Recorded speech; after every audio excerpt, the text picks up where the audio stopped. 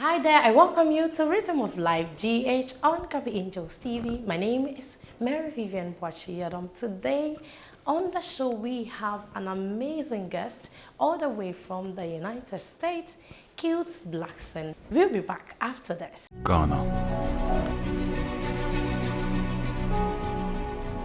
Keep watching Gabi Angels TV. We love Ghana. Ghana has given my daughter so much. Medo Gabi Angels TV. Keep watching Gabi Angels TV. I want Ghanaians to just look at us as your brother and your sister. No sauce, all spice. Gabi Angels TV. You can mix Gabi Angels TV because we have nothing but the best for you. Beautiful packages. You can mix it. Keep watching Gabi Angels TV.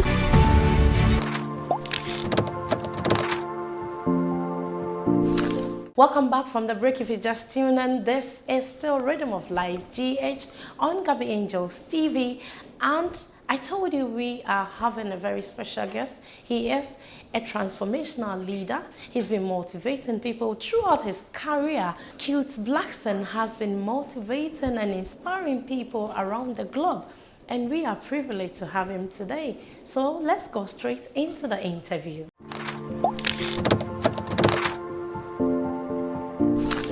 You're very much welcome, Kute. Thanks for having me.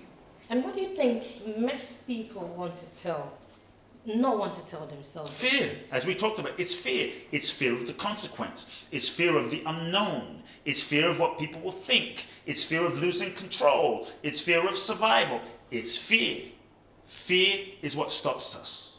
But then when we don't tell the truth and we live the lie, often our life becomes an expression of the lack of truth. We're not fully happy.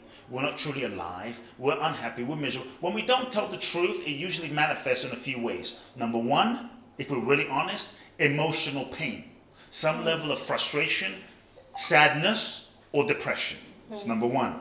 And we wonder what it's about. We, in the West anyway, people pop pills to try and numb the pain that they feel. We shop it away. We drink it away, we sex it away, we drug it away, we social media it away, we work it away just so that we don't feel the pain of the lie that we're telling ourselves. If we're really honest, we eat it away just so we don't feel the pain. And so to me, pain is a signal that something's not aligned.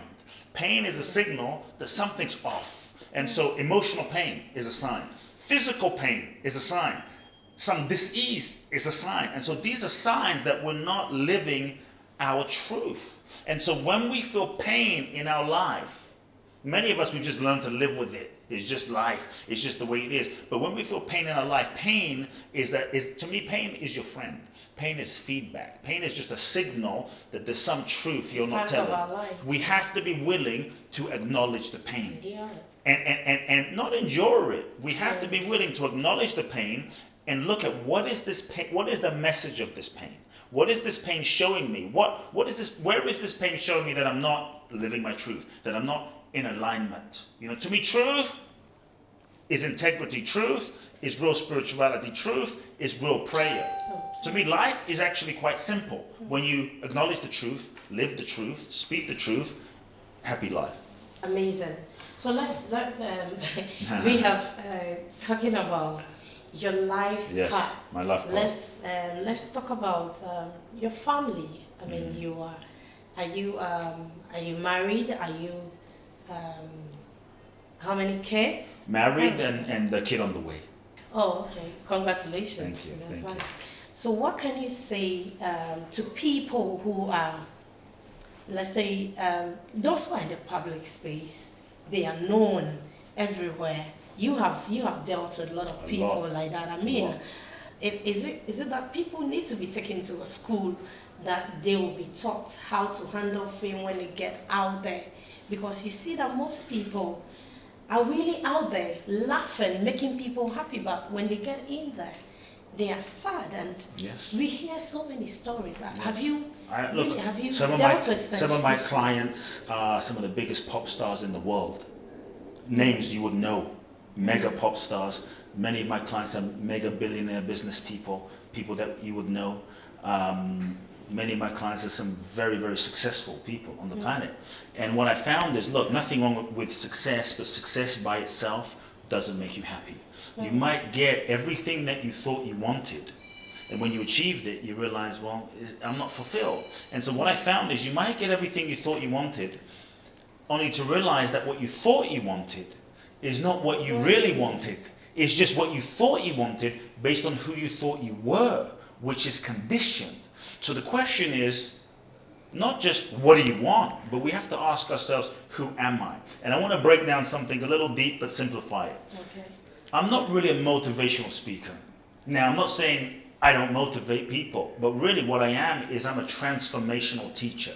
I help people transform, because if you motivate someone and they're going in the wrong direction, they're going to go in the wrong direction even more quickly. You understand? If someone is in pain, if someone is feeling trauma, if someone is carrying wounds from their childhood, and now they're like, I'm going to motivate myself, they're going to go in the wrong direction more quickly. So now you might achieve a certain outcome, become famous, have the money, get the millions, but feel empty inside.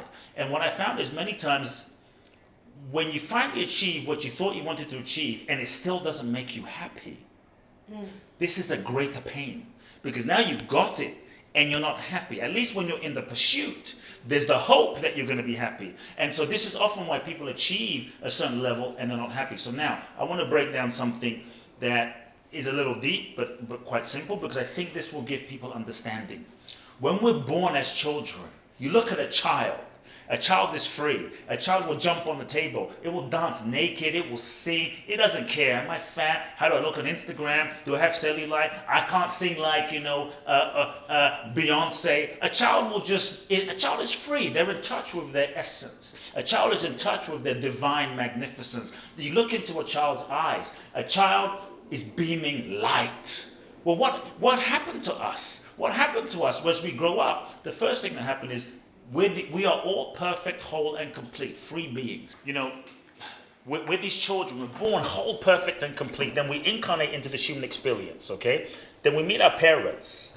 And our parents, interesting, they're amazing beings, but they're doing the best that they can do based on their childhood, their parents, their grandparents, right? Some of whom, they have their own trauma, their own wounds, maybe. So now we're born into a family system.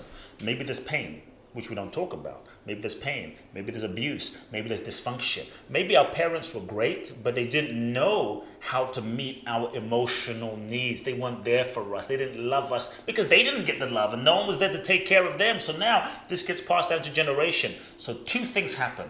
The first thing is, as children, unconsciously, we learn all sorts of strategies to shut down, disconnect, and not feel the pain. Maybe dad is not around. Maybe mom and dad are fighting. Maybe they get divorced. And so we learn to shut down, disconnect, and not feel the pain. And we develop all sorts of, shall we say, strategies and walls around ourselves to shield ourselves from feeling the pain. Then we also learn a way of being in the world, to the sense of who do I need to be in order to get love and validation and approval. So we contort ourselves into becoming who we think we need to become in order to get love, validation, and approval from our parents, from our caretakers, from our grandparents, and we become who we think we need to become, not knowing that we shut down parts of ourselves. And so as a result, we become a version of ourselves. We become a person that we think is who we are. We often say, no, this is who Vivian is. This is just who I am. And now we go into the world being that version of ourselves, not realizing we've suppressed parts of ourselves. And so we have to question, is who you are who you really are? Or is it who you've been conditioned to be? Because the degree to which we're conditioned is the degree to which we're not free. So many times we end up pursuing goals and pursuing a life based on the version of ourselves that we think we are, in order to get the love that we didn't get, the validation that we didn't get. And so now we end up achieving a goal, and then we're left with the feeling of, this is not what I really wanted. Maybe no one validated us growing up. Maybe no one was there growing up. Maybe no one said, you're beautiful, and you're amazing, and you're incredible. And so now we feel unworthy. So now we're like, I'm going to prove that I'm enough, and I'm going to be successful. Now we achieve the success, and then we feel empty. And now because we feel empty, maybe we start drinking. Maybe because it feels empty, maybe we start smoking. Maybe we start eating. Maybe we start, whatever it is, to try to get what we never got back then. You see what I'm saying? So this is the kind of psychology behind things. So we have to be willing as human beings to evolve, and we have to be willing to question, who am I? Who am I? Who am I really?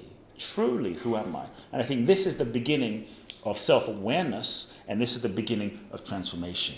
To really transform ourselves. And many times we motivate ourselves by rearranging our life, rearranging our relationships, but then we keep repeating the same relationships, the same dynamics, the same experiences over and over and over again.